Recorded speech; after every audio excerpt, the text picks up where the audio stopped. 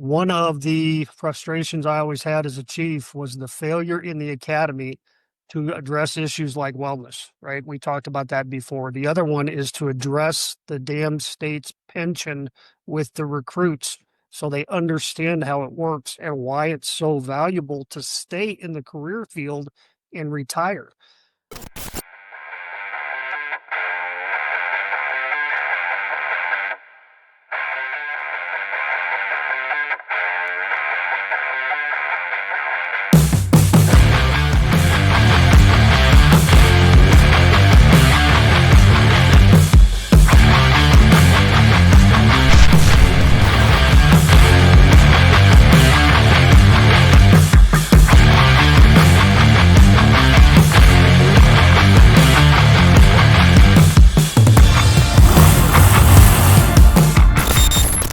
Hi, everybody. Welcome to another episode of the Blah, Blah, Blah Something Wellness podcast. We are kicking off another new month with an exciting topic. We're shifting into money mindset.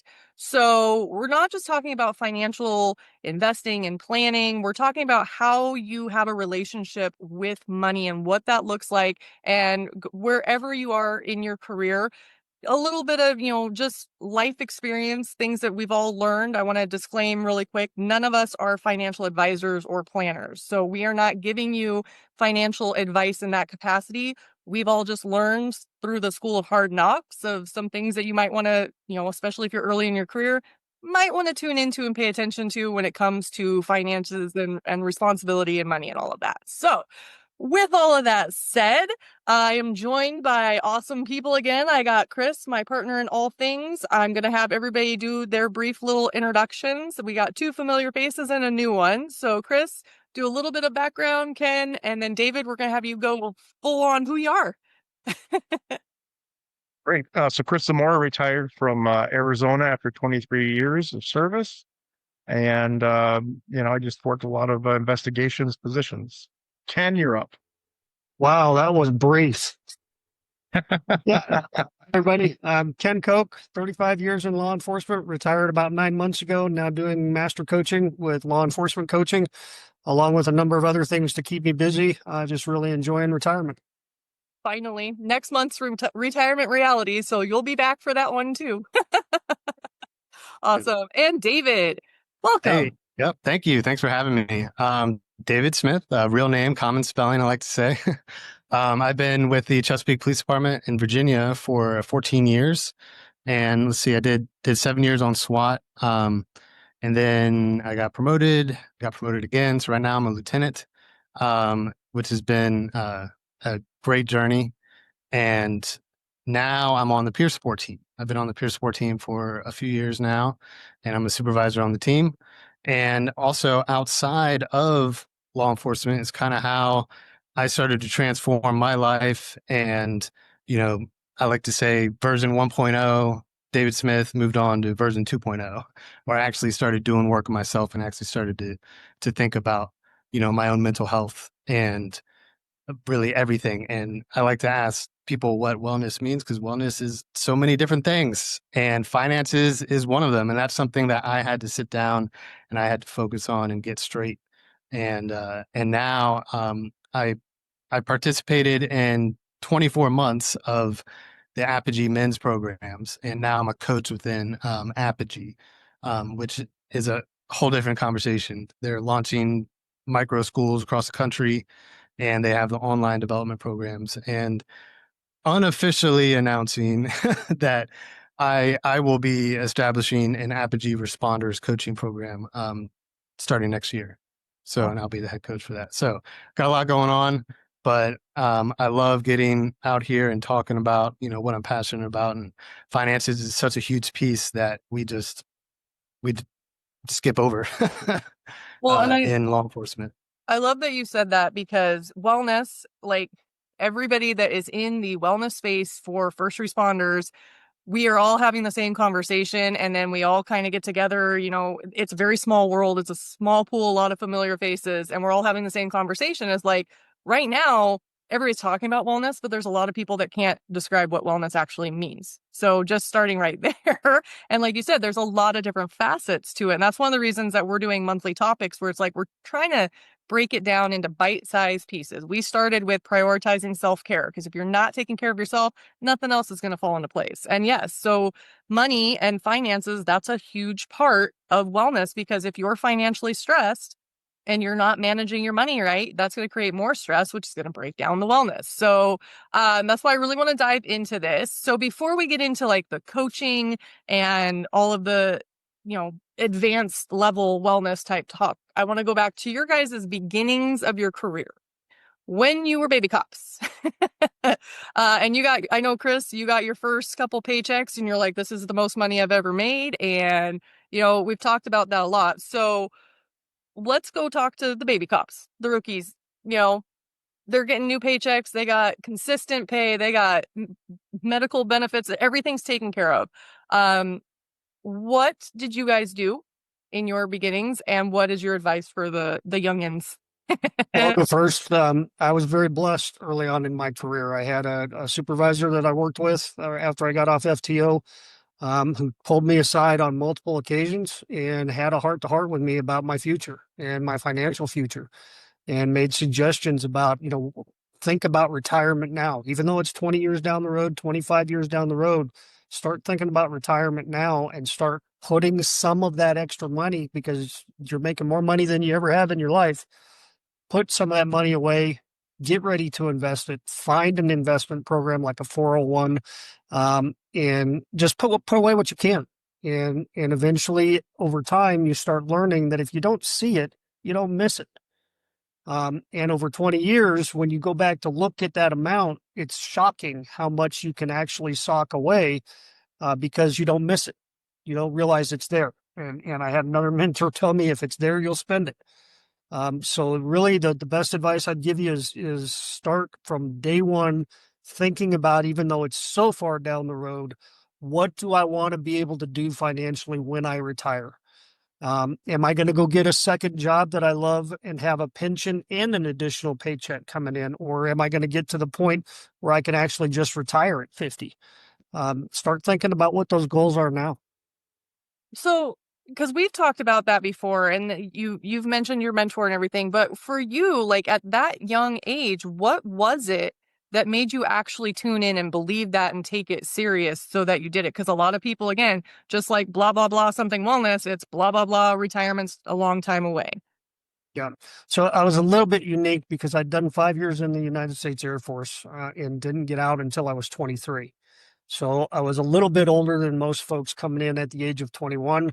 I had some life experience living both in the U.S. and overseas. Had that paycheck and the experience with the medical and everything from the military. But military doesn't pay a whole lot compared to what an entry-level cop starts making, on day one. So it was a big jump in pay. I knew I had extra money that I wasn't going to need because all I really had was rent. I didn't have any bills. I didn't have a mortgage. I didn't have a house or a car payment. So it was relatively easy for me to sock that money away and not really miss it. And it was just a lesson I learned early on, and I followed throughout the rest of my life with my wife and I. Awesome. Thank you. Yeah, I mean, I was young. I was 21. I didn't have any real life experience, no military or anything like that. So, the older guys would say things, like what you were saying, Ken, is invest in this, put some money in this. Every raise, that money that extra money, put it away and whatever, deferred comp, right? And all this, you're not going to miss it, right? And when you hit retirement, you're going to have a lot of money there. Well, I'm 21 years old. I don't really care. I can't see retirement because it's so far away. So I didn't listen. I did like the opposite of what you did, Ken. I was just a young, dumb kid. Now I didn't go and overspend. I'd always paid my bills. I always paid everything on time. I always had money in my bank account, but I never put in money into investments, and definitely nothing into retirements like 401k or anything like that.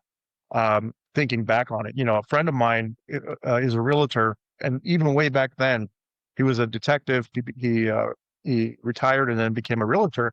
And he said, "Hey, Chris, every month, pay an extra $100 towards your mortgage." $100, you're not going to miss it, right?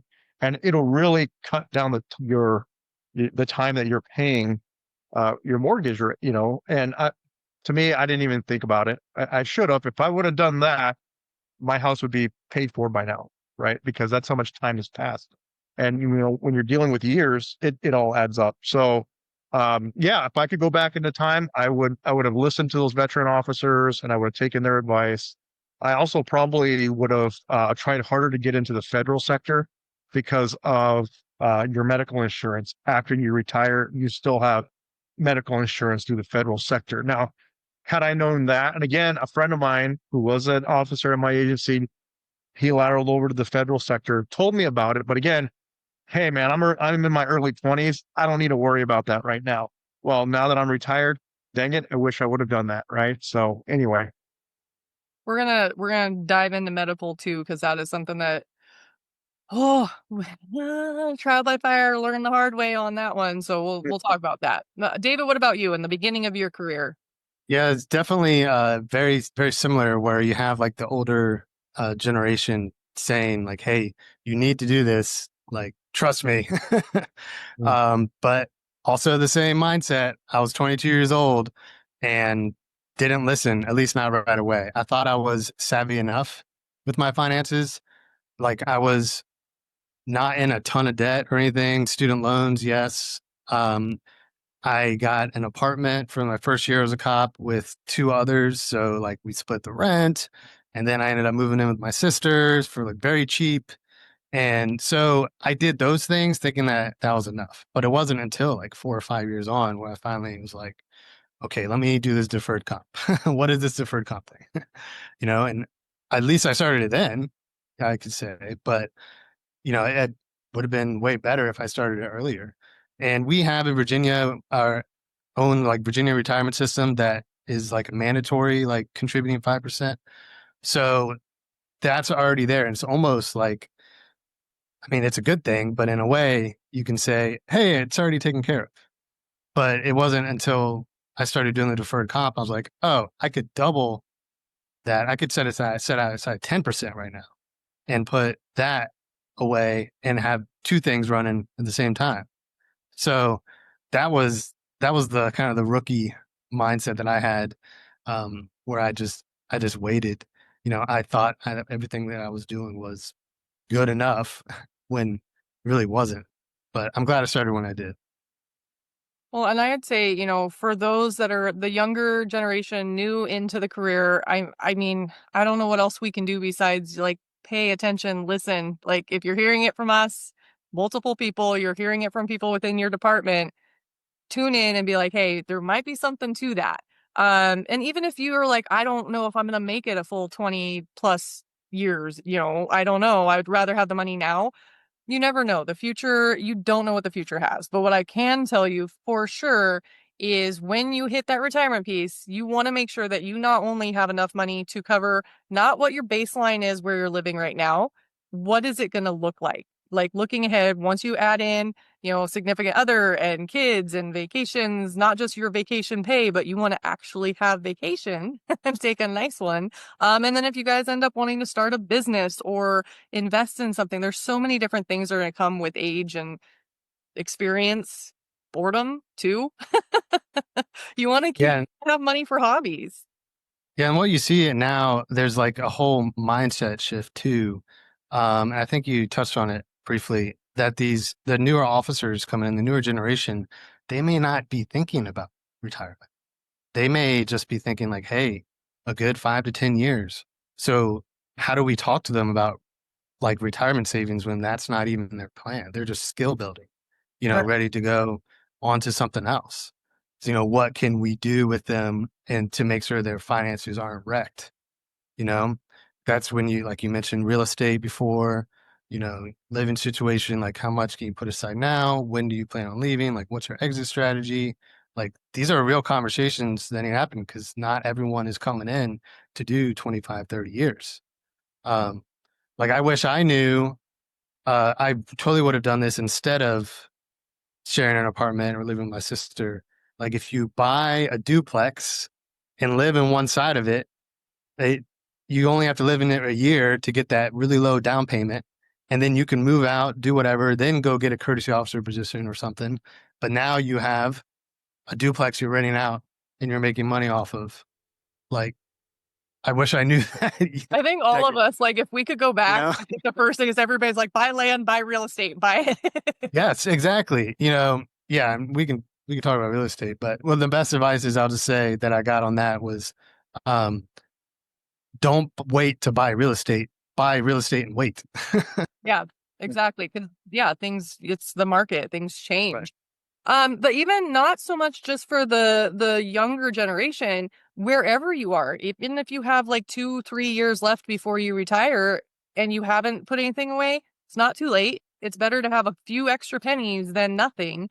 And then I don't know how it is all around the state. Here in Arizona, we have the drop program. Chris, do you want to share a little bit about how the drop program works?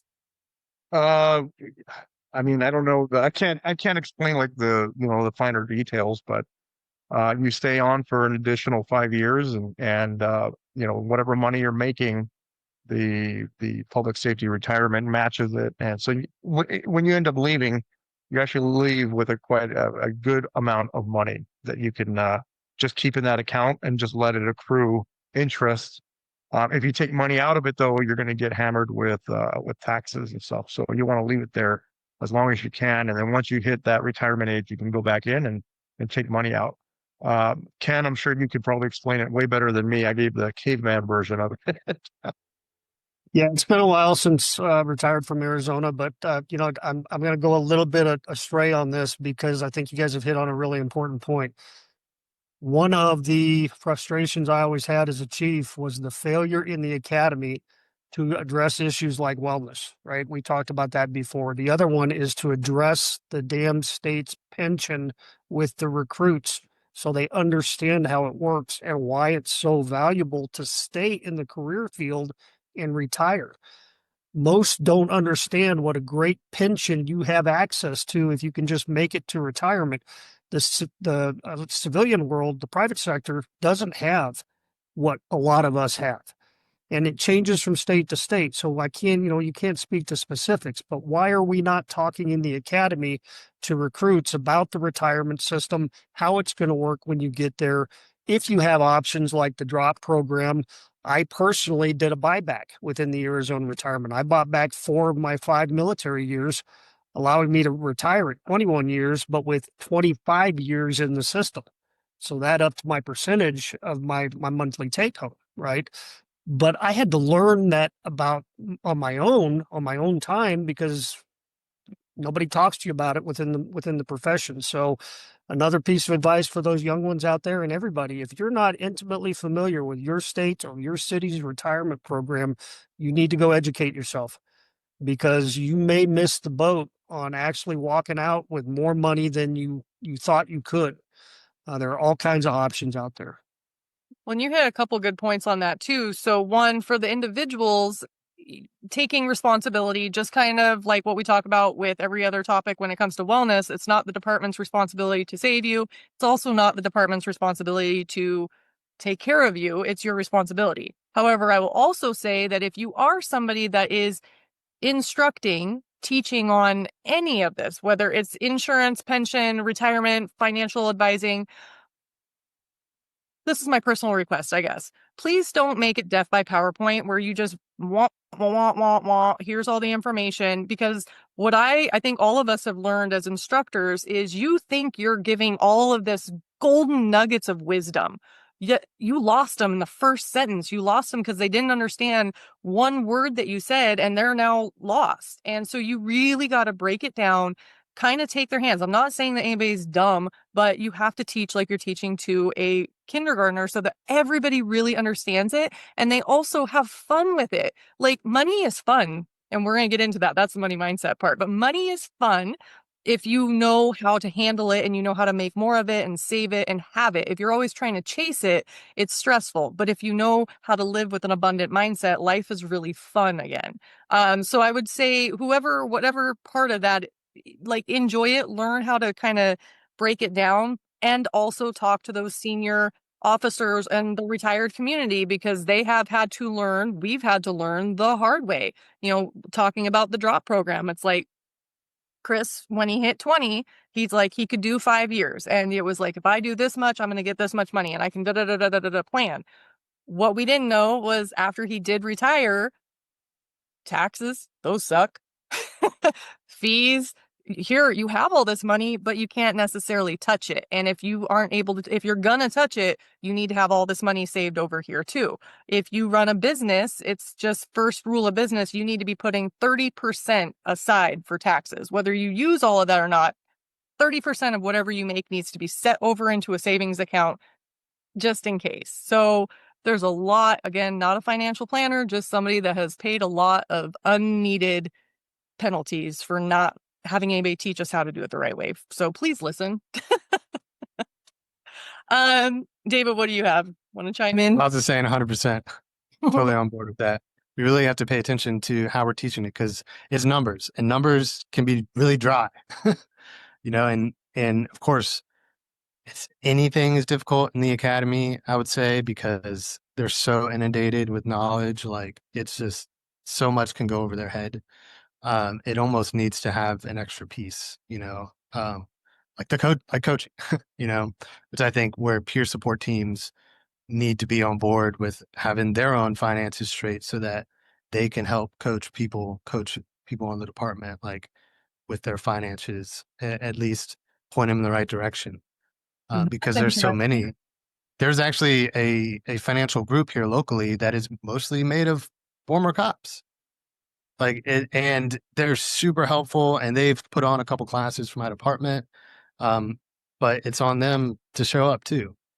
So it's almost like a culture thing. We have to develop this mindset of, hey, let's think about our money and let's actually be open. Because I come from a family where my parents never said anything about money. Like even to this day, it's not much, So there's a lot to be said there, but I think there's a lot of work to be done on that mindset culture shift, which I know you're about to get into. Well, and I think that's a really interesting perspective, the peer support. That I think that's the first time it's been brought up in my realm of awareness of like, yeah, if your peer support team is learning financial responsibility, they're taking those classes, and that is a absolute part of wellness. And taking care of your people, because what happens after you hit, yes, the newness of the career, you start getting that 4 to 7 years, 7-year itch that we're seeing. We talk about it often. A lot of good people are leaving because they're either, this isn't what I thought it was going to be, or whatever. And we've talked about the 7-year itch in previous episodes where it's normal. That's a normal part of the career. It's a normal part of the progress of everything. Same thing happens in relationships. 7 years is where you start kind of reflecting on that. But going forward and staying, like having that awareness and having the mentors that really get it, we could probably keep people in longer if they have the financial understanding of what to do.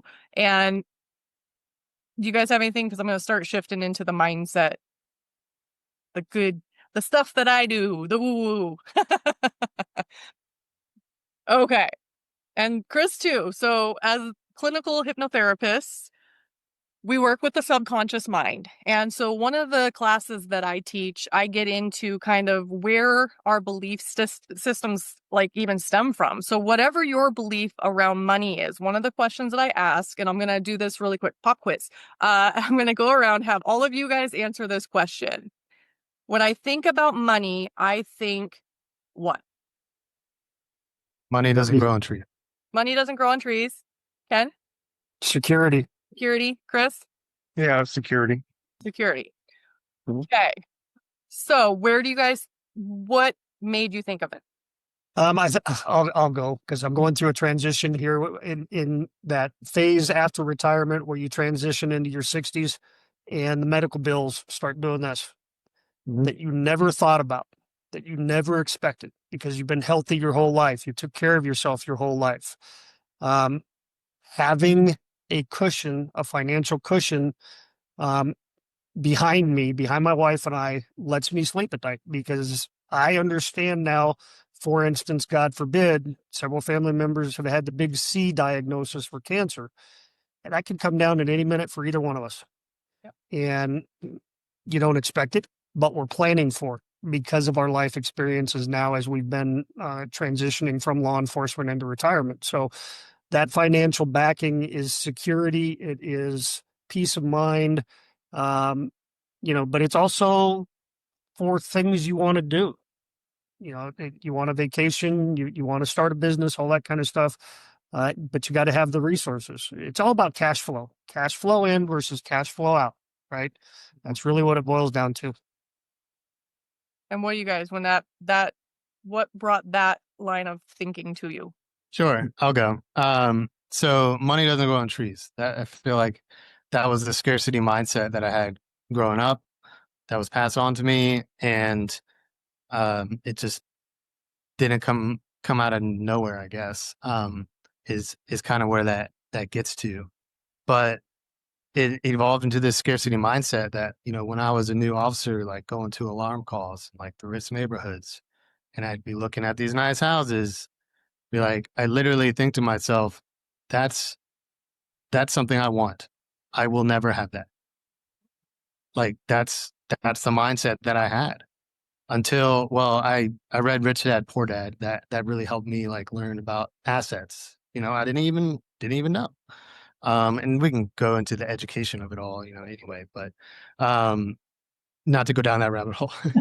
But I had a mentor tell me around that same time something that I disagreed with at first. It was my scarcity mindset disagreeing with him. And he was an immigrant that came over here, so the American dream is really important too. And he said, it's your duty as an American to earn as much money as possible.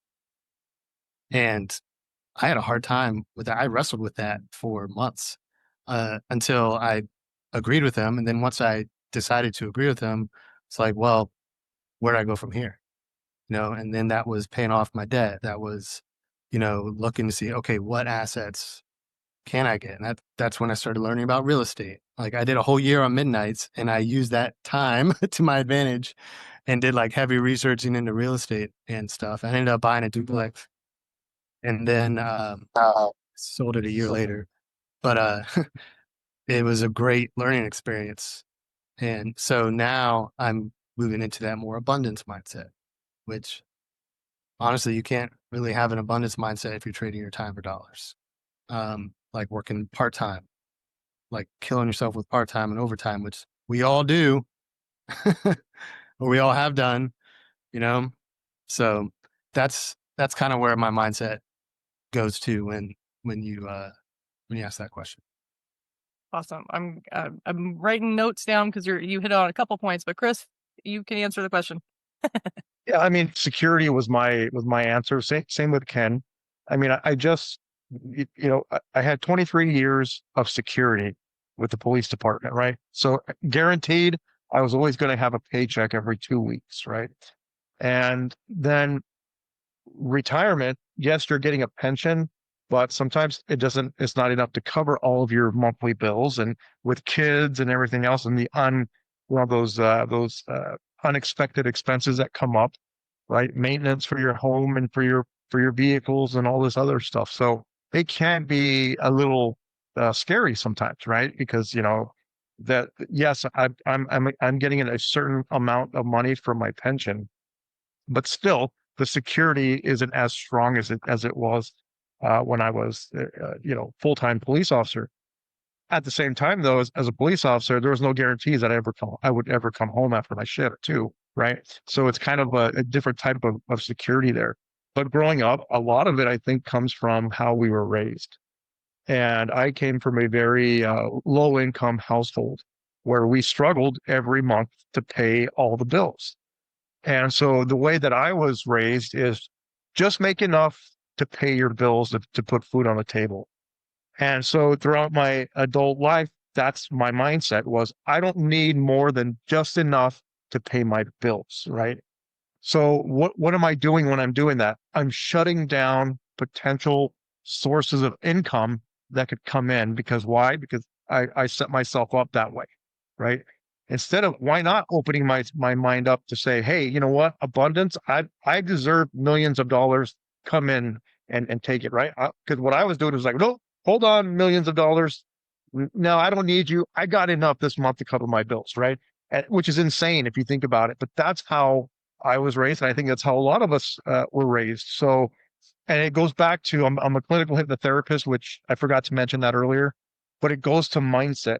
How do we program our minds? If we program our minds to accept, abundance and allow money to come in, what we're doing with our brain is now it's it's programmed to look for those openings of where we can bring additional income because we have kids, I have bills to pay, right? And I like to eat. I like to do things, right? It's good. It's okay to have money. I think the toughest part after I retired, and we have law enforcement coaching and then also my clinical hypnotherapy practice is charging money for services. Because for 20 something years, I would create content, training content, and I would never charge anybody for it. But instead, I would open it up not only statewide, but nationwide. If you want to come in and train, it's free of charge to come in and train. So I felt really guilty after retirement, actually charging people for our services, but it's okay. It's okay for us to charge, right? For all the listeners out there, it's okay. Your specialty skills, your experience from law enforcement, if you're going to start your own business, it's okay to charge people money for it and to get a fair price for it. Because I will tell you, sometimes I just want to say, oh, it's free. No, don't worry about it. But I have to constantly fight and say, stop doing that. We have bills to pay. It's okay to bring money in. So anyway. Well, and the free thing too, because a lot of departments will just try to check a box. They won't pay for specialty trainings. They won't pay for people to come in. They just want what's free. And that is a whole nother scarcity lack mindset. First of all, departments, you do have the funding for it. There is funding out there to pay for value. If you have culturally competent, culturally experienced, credible people that do know what they're talking about, it is okay to invest and put value in because they are providing value to your department and to your people. Free is not always the best. But and then same for people that are doing whatever service or training. When you're first getting started, it's hard because you don't have the confidence and you're like, oh, I don't know what it's worth or whatever. But you got to make sure that you're taken care of because if not, you're going to be scarcity mindset and stressed. So we've mentioned scarcity mindset several times. So let's pause right there because I want to make sure, like I already said, we might be losing people just by talking about that. Let's dive into what is scarcity mindset. David, from your perspective, what is scarcity mindset? Scarcity mindset, I think, means to me that I will only ever make this amount of money. It doesn't put any amount of value on money too. Like money is just a means to live as opposed to a means for a better lifestyle or that doesn't even go down the road of actually like giving it away and supporting other people with your money. So to me, scarcity is just that. There's only so much that I'll ever make. So that's it was tough for me to get out of that mindset. It took me a long time. So, and with the scarcity mindset, there's so many different factors into this. Again, starting in childhood, depending on how you're raised. If you're in a lower income, not enough, hard to put food on the table, you're going to have that kind of belief system instilled in you. But as I already asked the question, like, what does money mean to you? Whatever your answer is, here's a little surprise. It's not actually your belief. That is a learned belief, a conditioned belief that's but instilled into you through whatever you were raised or however. So if you heard different things, whether it's from your parents or, society, whatever, there's never enough. There's not enough. Money doesn't grow on trees. Money is evil. That is not the correct saying for people to clarify. It is not money is evil. It's for the love of money is the root of all evil. So if you are driving your business, you're driving your life, and you are just in it for the almighty dollar, you are going to have other issues popping up. But It's okay to have money. It's okay to be able to take care of yourself. Again, having financial independence and stability is part of self-care. That part's okay. Got to work hard to play hard, work hard. Money doesn't grow on trees. All of these different sayings, those are all belief systems that have been passed down. And that doesn't necessarily mean that that's true. And we also get into an even deeper level of subconscious life of every single person has instilled in their subconscious two limiting beliefs. I'm not good enough. I'm not lovable. Everything can boil down to that. When you see ego pop up, you see insecurities pop up, you see patterns and behaviors, there is a rooted belief somewhere that I'm not good enough and I'm not lovable. And so when you start doing the coaching work and shifting that mindset in your belief system and choosing different neural pathways and creating those neural pathways to believe in something else, you are worthy, you are lovable, you are good enough. It is okay to be financially abundant. How are you going to give and help other people if you can barely take care of yourself?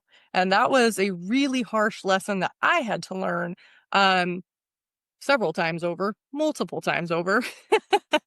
But I just remember I was about 27, 28 years old, and my life blew up. I ended up all within 6 months.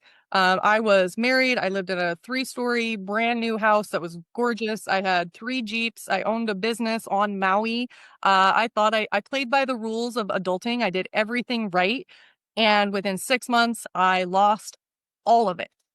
I went through a divorce. I lost my bar. There was a whole situation with when you're married, what's yours is mine and mine is yours. And if I want to screw you over financially, it's going to impact you and there's nothing you can do. So I went from perfect credit to no credit, destroyed that, got chased by debt collectors for years, whole situational thing. And I sat there broken down, having to move out from my house and just lost everything at zero. And I walked to the mailbox crying because I'm like, how am I supposed to help other people if I can't even take care of myself? Now, this was the first little spiritual lesson that I got to bump me on my healing, helping path. I went to the mailbox and I got a letter in the mail. Now, my dad had already been passed away for 10 years, 5 years at that point. I don't remember. And my grandmother had passed away a few years ago. Now, my dad was the oldest of 6 children, and there's all sorts of grandkids. There's all sorts of people in the family. Somehow, I managed to get into the mix of having a little bit of my grandmother's funding come to me. And I think it was like $300. But at the time, that was like $1 million to me because I had negative nothing. And one, trusting that sometimes the universe is working for you, not against you, and trying to set you on your right path. Having faith in whatever your God of understanding is, even if it's just your higher self. And now we're kind of shifting into all of that story to be talking about the abundance mindset. So, on that, when we say abundance mindset for you guys, what does that mean to you? I know To me, it's living the lifestyle that you're destined to live. However, if that means having kids, getting married, whatever that means to you, and you don't have to set that aside to be in law enforcement, to be a first responder, which is kind of how I operated. I felt like, and in a way, it traps you too, where you're working the part time and the overtime, and it only, yes, it feels like a lot at the time, but it only gives a certain amount. There's a lot that can be said for the entrepreneurial mindset. To me, the abundance mindset is the entrepreneurial mindset. So when you're learning about assets, you're learning about your money working for you, or like it could be as simple as writing a book. Like I'm a believer that everybody has a story to tell. And now with AI, it's a lot easier, a lot easier to write a book about your life story. And with Amazon to publish it, super easy. Damn near anybody can do it. And now you're making a few bucks on the side. It could be as simple as that. I think that mindset piece of that I've gotten from some entrepreneurial friends of where like, hey, what about starting a business instead of standing around Walmart for 8 hours a day on a weekend? What if you like to help people, right? Well, you can help people in many other ways besides law enforcement.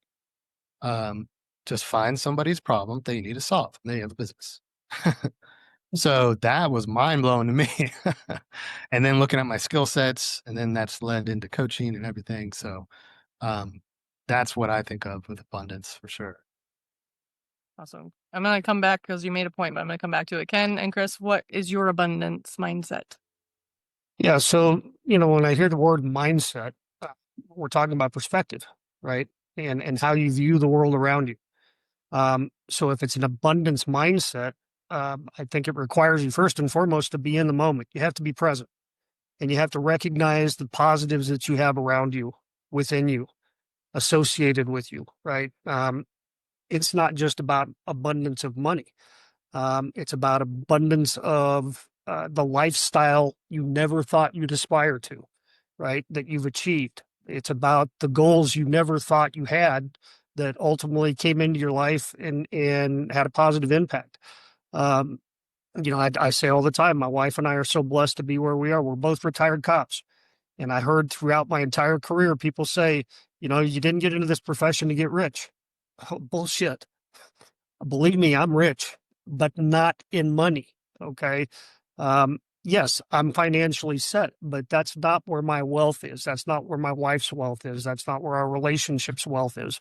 And when you talk about perspective, I know this guy has no money worries whatsoever, right? All the time in the world he reads probably 2-3 books a week. Never has to worry about where his next meal's coming from. You know what I mean? Has all kinds of people that want to have sex with him. Can work out anytime he wants, but all he can do is complain about being in prison. But I thought it was a good joke. It's perspective, I was like, right? It's perspective. When you were going with that, I knew I had heard that somewhere before. And I was like, Okay. That's from that was good. Chris, That was good. That was good. I'm gonna steal that, Ken. Because we talked about Hey. sex, and then all of a sudden prison. I'm like, whoa, hold on, wait a minute. I stole it from somebody else. I'm just passing it on. all our Oh, Yep. that was good. What it did, it made my brain like start to exercise and started firing. Neurons started to fire because I'm like, wait a minute. Oh, wait. So no, that was good. But no, I agree. It's the perspective, right? How many celebrities have fame, fortune, and yet they still committed suicide, right? They have what a lot of people want, right? Money and being out there at movie premieres and doing like the coolest stuff, but yet they're not happy, but yet they commit suicide, right? So money isn't everything. It's what is the abundance? To me, especially in the wellness field with coaching, there are 800,000-ish, sworn officers nationwide. What that tells me is that there's plenty to go around for all these other companies out there that are wellness. Like Tami and I and Ken, we don't consider ourselves to be in competition with other wellness companies or other coaching companies, right? Because there are plenty of people that need our services, right? So we don't need to create this monopoly on this because sadly, Tami and I have talked to some people who feel that they need to create a monopoly on wellness for law enforcement, right? And it's like, you guys are in it for the wrong reason. You're not in it to help. You're in it to line your pockets, right? So when it comes to abundance, it's just there's enough to go around for everybody, and we can all live happy, with whatever it is we have. But also not limiting yourself, because that's one thing that I did. I limited myself. I never considered myself worthy of making, over $100,000, right? Because I didn't need it, right? But now looking at it, it's like, wait, 100,000, really? That's really, when you're running a business and you've got to pay people and you're traveling, 100,000 can go by pretty fast, right? All the more reason why it's okay to charge for your services. If we need to fly to the East Coast to train for a few days, it's going to cost us money. So yes, don't feel guilty that you have to charge people good money for your services. It's worth it. But again, abundance is just, there's plenty to go around for everybody. So, and with abundance too, so a lot of people get hooked up on you need money in order to do anything. Now, abundance is money's just one resource. It's one tool. You don't have to have money to live a completely. When I lived on Maui, I had created my very abundant life. I didn't make a lot of money. I made enough money to pay the bills and have money. But I, at the time, after I had my bar, I sold tourist activities. I'd sent people to timeshare presentations. It wasn't the most glamorous, fun job. I made my own hours and was on commission only. So I was in charge of how much money I made every month. But the abundance part was I got every activity on the island for free. And so if I wanted to go on a snorkel trip or a helicopter ride to a luau, I got to do that and I got a +1. So I built one of my next businesses by trading. And hey, I need a website built. You want to go on a snorkel trip? Hey, I need a photo shoot done. You want to go on a helicopter ride? And so I gave them, it didn't cost them anything to go on this thing, didn't cost me anything because that's abundance and it's about connection. I've had amazing experiences in my life from being on stage, backstage at concerts, going on trips, having vacations. I just so many different amazing experiences, and I didn't have to pay out of pocket to do it because one of the parts of abundance is having real connection with people, not using them, but actually connecting with that person by also being a good person, and abundance will come. So mindset is a huge part of it. But I also want to say, because a lot of people are going to be like, yeah, we've talked about entrepreneurship and all these things outside of law enforcement. But if you're in law enforcement and you are getting that paycheck and you're purpose driven, you are in it, my request to you, if you're to check in with yourself, because if you're like, oh, I've got 18 years in, I just need to make it 2 more, then I hit my 20, then I can cash out and get out of here. Da, da, da, da, da, da, da. We're going to talk about retirement realities next month, so definitely tune into that. But if you're just in your job for the paycheck, that is a red flag. That's an indicator that you need to take a step back. You need to go reach out to a coach or a therapist or your peer support team or whoever that is and saying, hey, I've kind of lost my passion and purpose and I need to figure out what that's going to look like. If that's staying in the career, not staying in the career. Because if you're just in it for the paycheck, you get more and more bitter, more and more salty. Everybody else doesn't want to be around you. And guess what? Retirement is not the magic fix. If you don't fix your mindset when you're having those negative vibrations, when you retire, it's not just going to magically get better. It could actually go the other way. So I want to make sure that you guys are, as the audience, reaching out. Like Chris said, we are not in competition. We're supporting Apogee. There's no money here. Again, abundance. We're not paying to play. We're just, are you doing good work? Are you trying to help people? Do you have passion? Let's all join in together, because there's a lot of people that I don't know what it is. There's a lot of us that are yelling into the void, saying the same thing. And you would think that the majority of law enforcement and first responders would start queuing in, but there's still a lot of people that need to take the wax out of their ears. Sorry, I'm getting on a little soapbox tangent. That's my 2 cents. No, go for it. 100% in agreement. You have to, when you have to start with this type of stuff, like in a way, you have to give it away. In a way, you like getting on the podcast or whatever, like you're creating that environment where it's like, this is important to talk about. And this is part of the culture shift.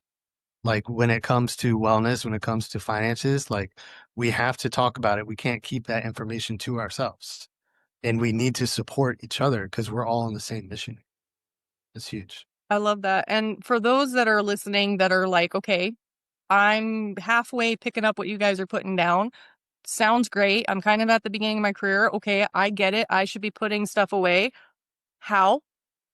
That's the next question. Because a lot of times, if you find yourself not taking action and not getting something done, for me personally, when I'm like massively procrastinating or knowing that I should be doing something and I'm not doing it, there's usually an indicator that I don't know. It's not just easy. If I knew how to do it, I would do it. Right. A lot of people for investing, talking as medical insurance, that's a pain in the butt. That's a whole, you got to be very careful. Find an expert that understands medical insurance. doing it yourself. I tried and I put my number into the wrong place and I got literally about 800 spam calls in 2 days. It was bad. So find an expert and go sit down, make the time. Take the time, make the time. It is a priority to go and learn how to do it. And if you learn how to do it right from the beginning, the rest is cake. It's easy and you'll be very happy. And I promise you, when you retire, you're going to be very happy. Hopefully we're still around and you can come find us and be like, hey, that podcast when you only had 50 people listening was really good. And now you got 50 million listening, right? Million and we're abundant. Abundance mindset right there. True. Manifest that. Oh, and that's a good point. We'll probably get into that a little bit more on the next episode. Mindset is the first part of it. You got to start getting your mind to see things in a different way, shifting that mindset, but you also have to feel it. You have to sink into seeing it, believing it, and actually feeling it. If you want to get into the law of attraction stuff, the reason it doesn't work is if you think it and then you have a little yeah, but voice back here, it's going to cancel it out. So you have to really tap into You have to do it. You have to do it. You have to do the work until it's true for you. So I want to honor everybody's time. So in true fashion, what I'd like to do, if somebody's just tuning in to the last part of this podcast, please go around and give your little mic drop moment of advice for our listeners. Whoever wants to start. I think when it comes to finances, there's a whole lot of knowledge out there and not a lot of awareness. So like what you just mentioned, we have to actually like apply what we're talking about. Even if that means like, hey, okay, let's sit down with my finances and find out where it's all jacked up. If I'm having a hard time saving, okay, let's do $10 a paycheck. Let's see what that turns into. Because now you're taking that action, you're developing this awareness, you're seeing it grow. Like something as simple as that. Same thing with debt. Start out just like putting things away to chip away at the debt so you can see that number go down. It can be as simple as that. So I think you can have all this knowledge and it's much needed, yes, but it's only good if you actually do something with it and sit down and look at your finances. And one last thing I'll say is it should be part of our daily habits.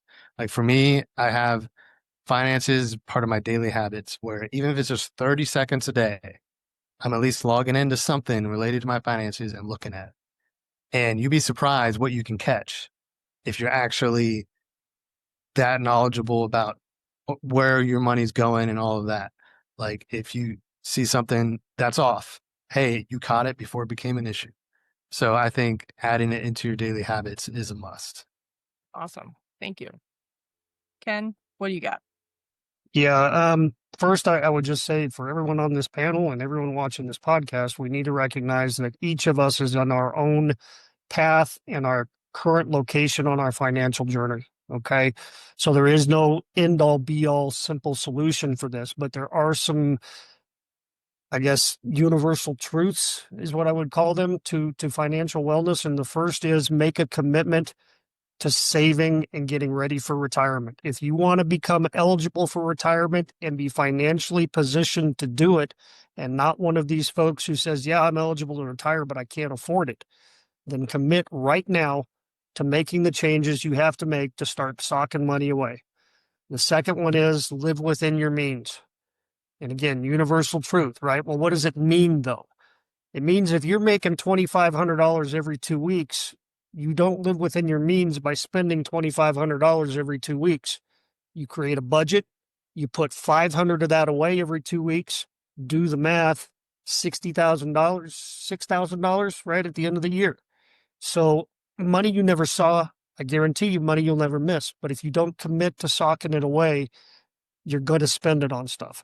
And the reason I say that is because later on in my career, I heard officers all the time saying, we don't get paid enough. We don't get paid enough. Yet I'd walk out into the parking lot and I would see Audis and BMWs, $45,000 pickups on an officer's salary, right? So be smart. Why are you laughing, Chris? Well, in the academy, that's what I saw that in the academy. People, recruits driving up in brand new Beamers, brand new cars and trucks. And it's like, wait, you haven't even got through the academy. I drove an old beat up Mustang And I drove that until I got off probation. Like I did not buy anything new until my probationary period was over, right? Because some of those people that showed up in brand new cars didn't make it through the academy. Some of those people didn't make it through FTO, and now they've got a bill, right? There's this car payment that they have. So, you know, for the young officers that are just starting, young first responders, listen to those veterans that have walked that path already. There's a reason why they're sharing this information with you, is because they probably learned from that, right? So learn from them. It's okay. And if you know nothing about finances, find somebody. Start with referrals within your agency. If you have a peer support team and that peer support team is spot on with all kinds of wellness, including financial wellness, start there. See who they refer you to, right? And really start to educate yourself, because yes, you're young and you have a long career ahead of you, but eventually you're going to come to that finish line, and you want to get there financially stable even afterwards, right? So and by the way, there's no guarantee. I don't want to seem all doom and gloom here, but there's no guarantees that you're going to make it through an entire career. What if you get injured and you have to take a medical, and now you're taking 50% of whatever it is that you were once making? How are you going to make it, month to month, if you don't have anything planned? So plan ahead. It's just like DT. It's just like fitness. It's just like firearms. We train in case that one day we meet the boogeyman, and we've got to overcome that. It's the same thing here with financial planning. It's all part of the training in law enforcement, right? Prepare yourself so that someday when you do face that financial boogeyman, you're not afraid, because you've got things in place. So, Yeah, I think, not going into worst case, but shit happens. Like, and it's way better to know, okay, I had a rainy day fund and it's raining, so let's actually use that. So that, I think, having that is good. My little last 2 cents, looking around, whoever you have, if you don't have anybody that is financially responsible or a little bit wealthier, well-to-do, that are getting it, again, I've said this multiple times, surround yourself with those people. And if you don't have immediate access in your personal world, there are podcasts and coaches and mentors and books. You can do books on tape. You can read these books. So this one is, I don't know if you guys can see that, The Psychology of Wealth, Napoleon Hill. This one's a little bit thicker, but it's 2 books in one. Napoleon Hill also wrote, what's the book? I'm blanking completely now. Think and Grow Rich. Thank you. And Outwitting the Devil, if you haven't read that too. I have that one next to so pretty much can't go wrong with Napoleon Hill books. And back here I have, hold on, let's see. We got What's in It for Them. For Joe Polish, he's a friend of mine. If you are trying to be of service, if you are in the coaching space or the wellness space, the teaching space, whatever the space, if you're trying to get yourself out, read that book. What's in it for them? Because I see so many people talking about me. I did this. I have all of this. I did 20 plus years. Fancy. Nobody cares. Nobody cares about what you did. They want to know how you're going to show up and impact them. What's in it for them? There's also Millionaire Success Habits by Dean Graziosi. We got The Awakened Millionaire by Joe Vitale. 4-Hour Work Week, Timothy Ferriss. I have The Code of the Extraordinary Mind by Vishen Lakhiani. So, I mean, I'm surrounded by millionaire mentors. Even if you don't read the book, there's a couple of them I haven't fully read, but there's energy still there.